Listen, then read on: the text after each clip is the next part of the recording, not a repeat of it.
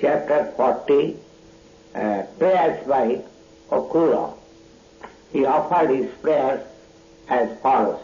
My dear Lord, I offer my respectful obeisances unto you because you are the supreme cause of all causes and you are the original, inexhaustible personality, Narayana.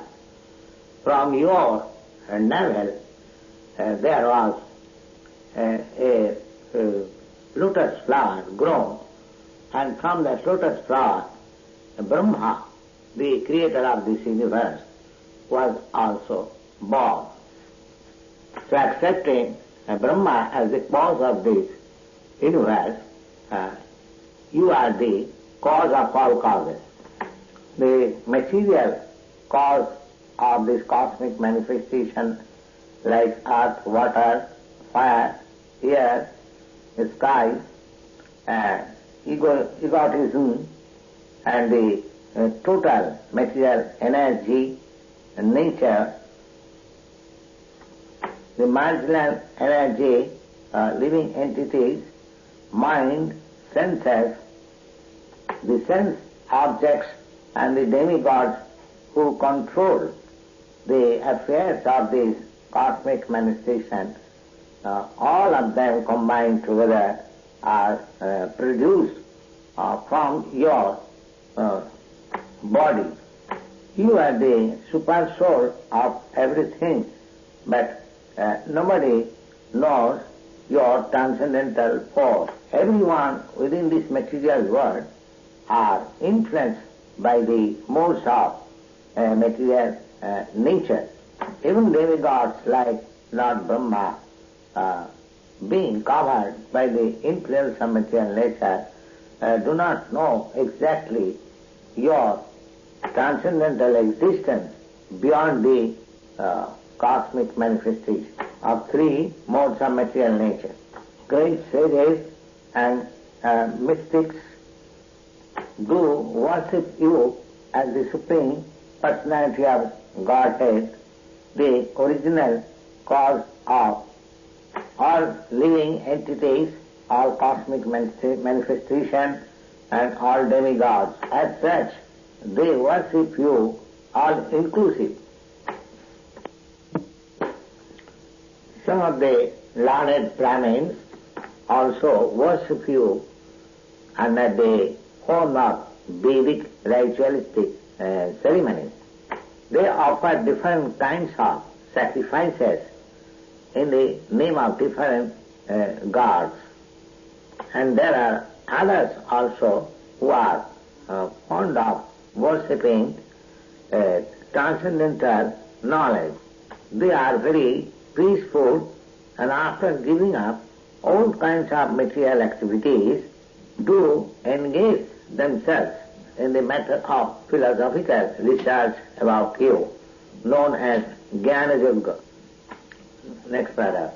There are devotees also, known as Bhagavatas, who also worship you as the Supreme Personality of Godhead after being properly initiated in the method of Pancharatra, decorating themselves with tilaks all over the body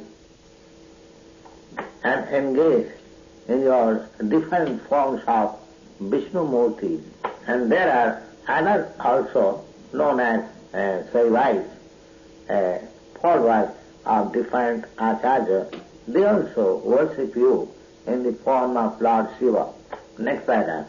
It may be noted in this connection that as it is stated in the Bhagavad Gita, that the worship of any other demigod also indirectly worship of the Supreme Lord, but such worships are not in the regular order, because the worshipable Lord is the Supreme Personality of Godhead, Narayana, and other demigods like Brahma, Shiva, they are incarnations of the material qualities, which are also emanation from the body of Narayan.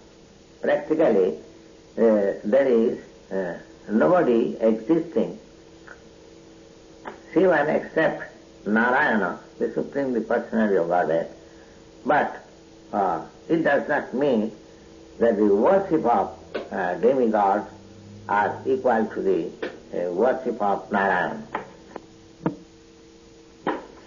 Akrura said, those who are devotees of the demigods, and although their mind is fixed in that particular demigod, still, because you are the super soul of all living entities, including the demigods, therefore worship of such demigods indirectly goes to you. The worshippers of demigods may sometimes reach you exactly like some of the small rivers after coming out of mountains during the rainy season runs towards the sea, but some of them may not reach up to that point, and some of them may reach. Similarly, the worshipper of demigods may reach you or may not reach you. There is no such guarantee. It depends on the strength of the worshipper of the demigods. According to Vedic principle, whenever there is some ritualistic ceremony for worshipping a particular type of demigod, there is worship of Narayan, Yogeshwar also. Because as it is stated in the Bhagavad Gita, the demigods as they are cannot fulfill the desire of the demigod worshipper without the sanction of Narayan or Krishna. The exact word used in this connection in the Bhagavad Gita is Mayaiva Vihitan Hitan, which means that the demigod can award some benediction after being authorized by the Supreme Lord. So, if the demigod worshipper comes to the senses that the demigod can offer benediction after being empowered by the Supreme Lord, then why not worship the Supreme Lord directly? Such worship of demigod may come to the point of the Supreme Personality of Godhead, but others who take the demigod as all in all, they cannot reach to the ultimate goal. Next one. My dear Lord, the whole world is filled up with the three material modes of nature, namely goodness, passion, and ignorance, and everyone within this material world is covered by these modes of material nature, including Lord Brahma, down to the immovable plants and trees. My dear Lord, I offer my respectful obeisances unto you because you are beyond the influence of these three modes of material nature.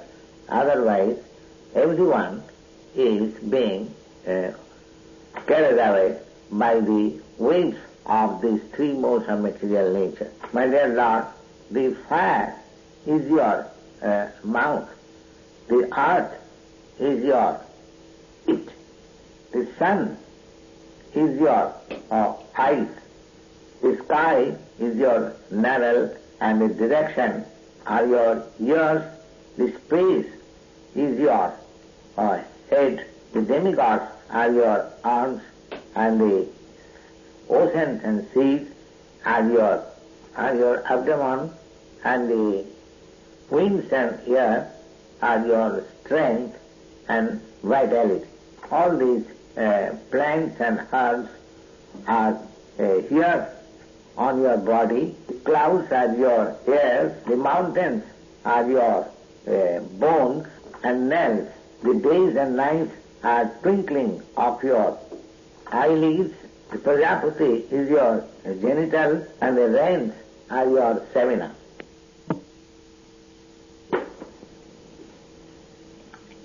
My dear Lord, all living entities, including different grades of demigods, different grades of overlords, kings, and other different grades of living entities, they are supposed to be resting in you as part and parcel of a big unit. There is no possibility of knowing you by experimental knowledge, but one can simply understand your transcendental existence as the great ocean in which different grades of living entities are included, or as small mosquitoes come out from within the root Udumburu. My dear Lord, whatever eternal forms and incarnations you accept and appear in this world, they are all meant for relieving the living entities from their ignorance and illusion and lamentation thereof. All people therefore appreciate such incarnation and pastimes of your Lordship, and eternally they glorify your activities. Nobody therefore can estimate how many you have got such forms and incarnations, neither anybody can estimate how many universes are existing within you. Let me offer therefore my respectful obeisances unto the incarnation of fish appeared in devastation. Although your Lordship is the cause of all causes, let me offer my respectful obeisances unto the Hare incarnation who killed the two demons, Madhu and Kairava. Let me offer my respectful obeisances unto you who appeared as the gigantic tortoise to hold up the great mountain Mandara, and who appeared as the boar to exhume the earth planet fallen into the water of Garbho duct. Let me offer my respectful obeisances unto your Lordship who appeared as the Nrsimhadeva to deliver all kinds of devotees from fearful condition of atheistic atrocities. Let me offer my respectful obeisances unto you who appeared as Brahmanas and covered the three worlds simply by expanding your lotus feet. Let me offer my respectful obeisances unto you who appeared as the Lord of the Prabhus in order to kill all the infidel administrators of the world. And let me offer my respectful obeisances unto you who appeared as Lord Rama to kill demons like Ravana, and as such you are worshipped by all devotees as the chief of the dynasty of Raghu, Lord Ramachandra. Let me offer my respectful obeisances unto you who appears as the Lord Vasudev, Lord Shankarshan, Lord Pradyumna, and Lord Anuruddha. Let me offer my respectful obeisances unto you who appears as Lord Buddha in order to bewilder the atheistic and demonic persons. And let me offer my respectful obeisances unto you who appears as Kalki in order to chastise the so-called royal orders degraded to the abominable condition of the mlecchas or beyond the jurisdiction of Vedic regulative principles. My dear Lord, everyone within this material world are conditioned by your illusory energy, and thus under the impression of false identification and false possession. And for this reason only they are transmigrating from one body to another in the path of fruitive activities and their reaction. My dear Lord, I am also not exception from those conditioned souls.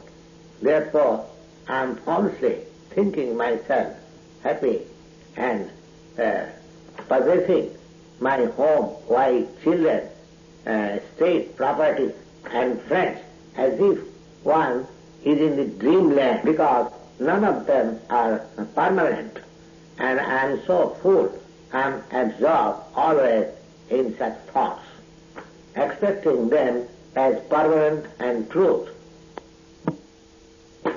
My dear Lord, on account of my false identification, I have accepted everything which is non-permanent as this material body, which is not spiritual and is the source of all kinds of miserable condition, and being bewildered by such concept of life, I am always absorbed in thoughts of duality and have forgotten you who are the reservoir of all transcendental pleasure.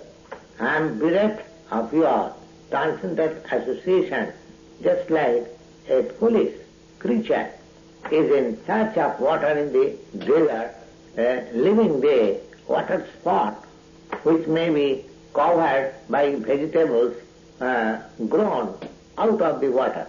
Conditioned souls, in order to quench his thirst, does not know where to find out water. He gives us this spot where actually there is reservoir of water and runs after the desert where there is no water.